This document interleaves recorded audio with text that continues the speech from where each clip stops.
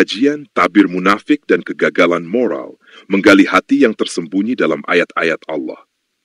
Mentadaburi Al-Quran.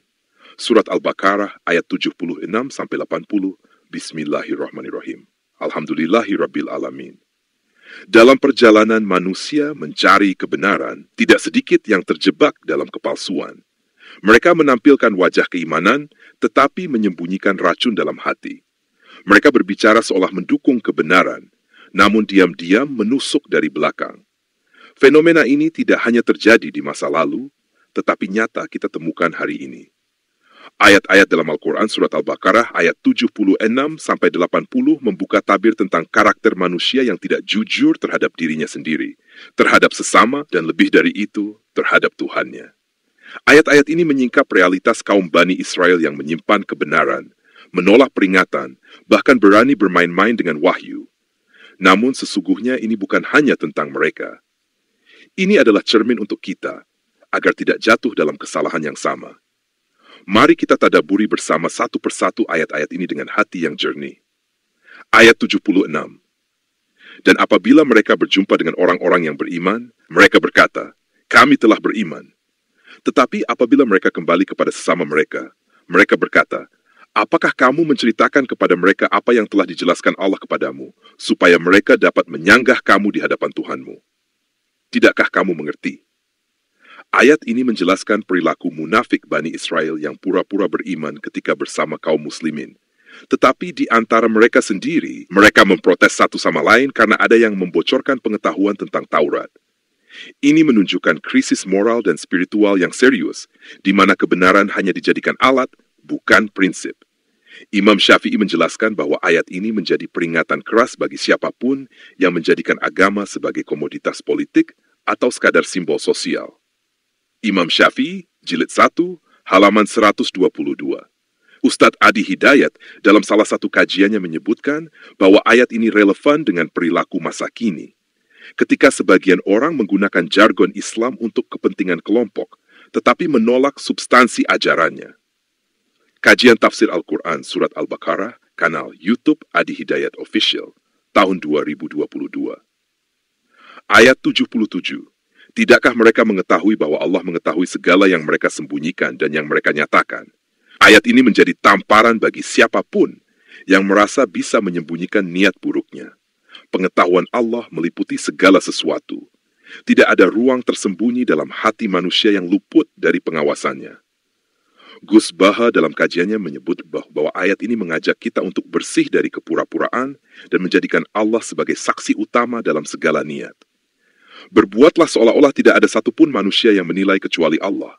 Gus Baha, Ngaji Tafsir Al-Baqarah, Pondok Pesantren Tahfidzul Quran Rembang, tahun 2023.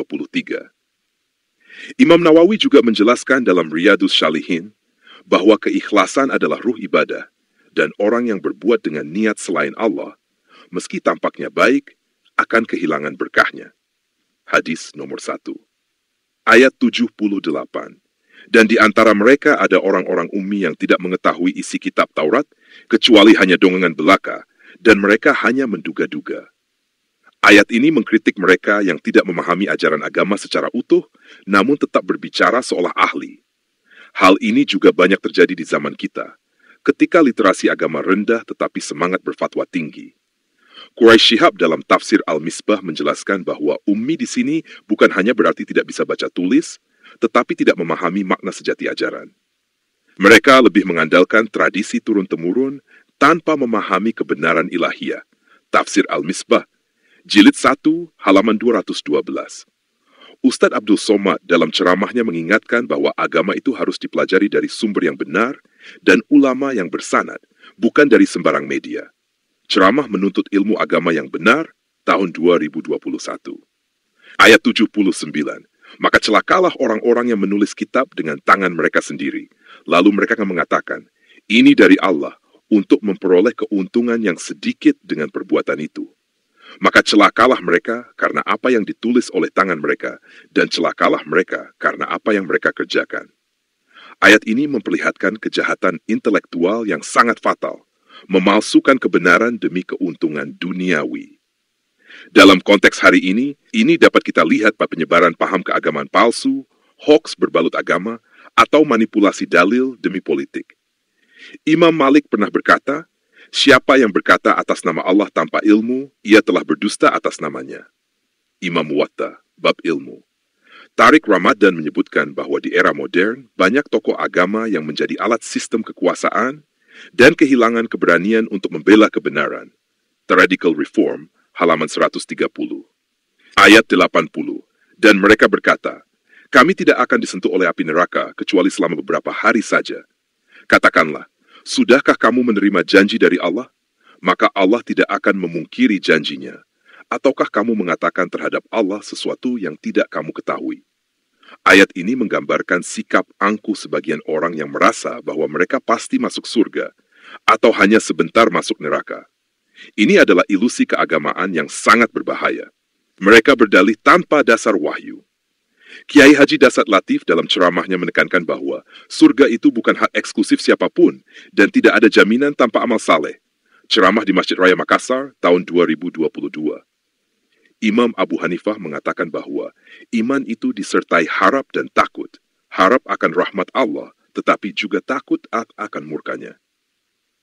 Ayat-ayat ini adalah cermin yang jernih untuk mengenali kemunafikan, kesombongan spiritual, dan manipulasi agama. Kita belajar bahwa iman bukanlah sekadar pengakuan, tetapi amanah yang harus dijaga dengan ilmu dan kejujuran. Jangan sampai kita menjadi seperti mereka yang tahu kebenaran, tetapi menyembunyikannya, yang berbicara tentang surga, tetapi tidak berjalan menuju ke sana. Nasihat, hiduplah dengan hati yang bersih, jujur terhadap Allah, jujur terhadap sesama, dan jujur terhadap dirimu sendiri. Jangan jual agamamu dengan dunia yang fana. Jadikan kami hamba-hambamu yang jujur, ikhlas, dan istiqamah di jalanmu.